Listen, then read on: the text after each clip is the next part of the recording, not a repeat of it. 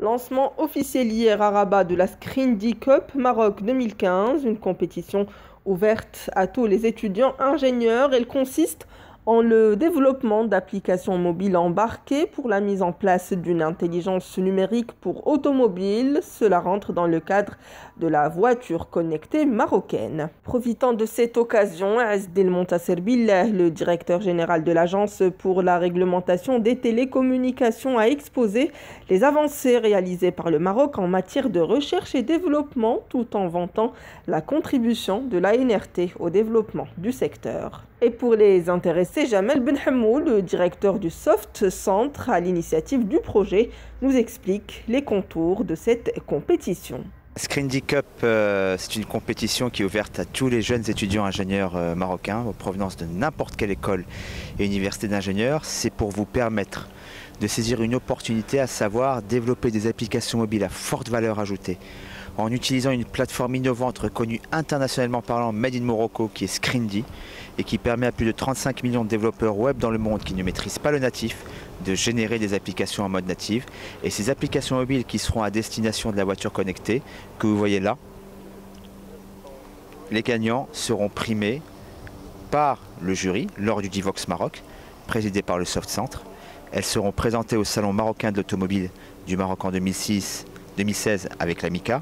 Elles seront aussi présentées lors du Mobile Monday pour faire des pitchs devant les investisseurs, tout en sachant que l'application sera aussi téléchargée sur l'App Store mondial de la voiture connectée. Très simplement, si on prend l'industrie du secteur automobile, qui a plus de 100 ans, il y a 1,4 milliard d'automobiles qui circulent dans le monde.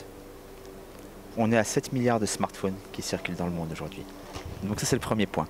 Le deuxième point, c'est qu'effectivement, on est aujourd'hui à près de 40% de la population ici au Maroc qui dispose d'un smartphone. Mais l'intérêt, c'est de développer du contenu à valeur ajoutée qui répond aux besoins quotidiens du citoyen.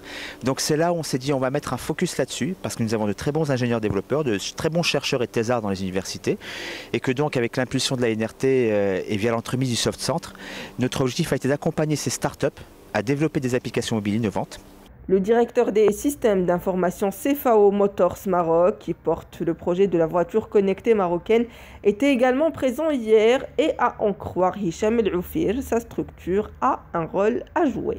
La contribution du groupe CFAO au niveau de l'écosystème automobile, c'est qu'on est en train de rajouter, de ramener de la valeur ajoutée marocaine au niveau de l'écosystème.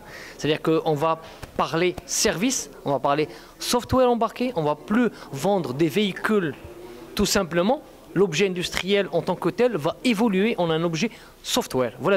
Et le software en question, c'est de l'intelligence marocaine qui est en train d'opérer. C'est parti d'un rêve.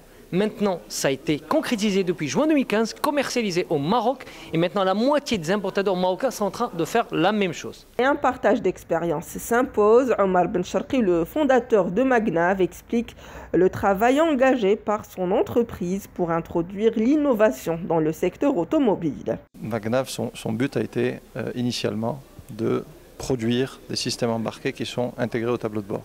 Donc ce que nous avons fait, c'est que nous avons été chez chacun des constructeurs de composants électroniques, j'y reviens, qui ont permis de sortir un produit de grande qualité pour l'industrie automobile.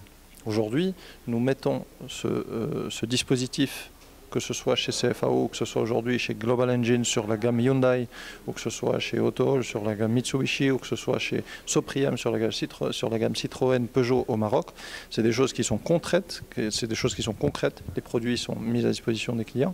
Et l'avantage, ou je dirais le fer de lance de Magnav initial a été de mettre en place une plateforme, encore une fois j'y reviens, le mot est important, totalement ouverte. La compétition est désormais ouverte. Place à vos tablettes.